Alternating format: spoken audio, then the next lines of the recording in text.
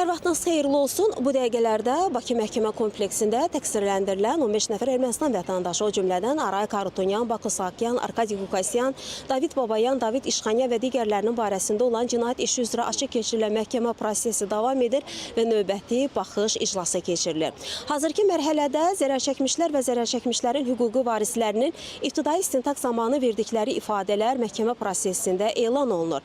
Qeyd edək ki, bundan əvvəlki iclaslarda zərərçəkmişlərin və zərərçəkmişlərin hüquqi varislərinin bir qrupu məhkəməyə müraciət edərək prosesdə iştirak edə bilmədiklərini, ibtidai istintaq zamanı verdikləri ifadələri təsdiqlədiklərini və həmin ifadələrin məhkəmədə elan olunmasını xahiş etmişlər. Məhkəmə tərəfləri dinləmiş və tərəflər buna narazılıqlarını bildirməmişlər və bundan sonra qərara alınmışdı ki, növbəti iclaslarda həmin ifadələr elan olunsun. Qeyd edək ki, bu iş üzrə olduqca çoxsaylı zərərçəkmişlər və zərərçəkmişlərin hüquqi varisləri keçir. Bundan əvvəlki iclaslarda onlar prosesdə iştirak ediblər, ifadə veriblər. Məhkəməyə gələ bilməyənlər isə bu cür müraciətlər edərək ifadələrinin elan olunmasını xahiş edirlər.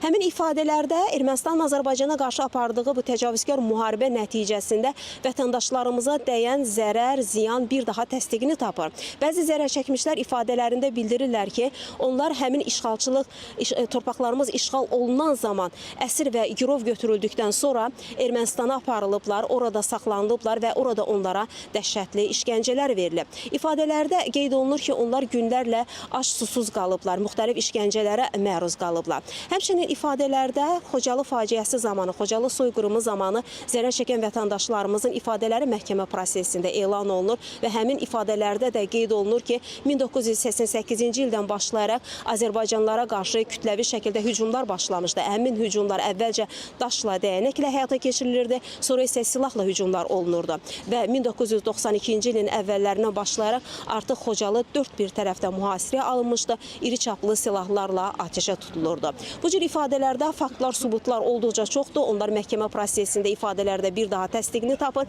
Qeyd edək ki, məhkəmə prosesi açıq keçirilir. Təqsirləndirilən şəxslər də məhkəmə prosesində müxtəlif vəsadətlərlə çıxış edirlər. Onların vəsadətlərinin məqbul sayılanları təbii ki, qanun çərçivəsində olanları təmin olunur. Açıq keçən məhkəmə iclası ilə bağlı bizim xüsusi reportajımız da olacaq ki, biz onun xəbərlərin növbəti buraxılışında tamaşaçıların diqqətinə çatdırmağa çalışacağıq. Hələlik isə bu saata Bakı Məhkəmə kompleksindən çatdıracaqlarımız bu qədər deyərək sözü yenidən mərkəzə studiya ötürürük.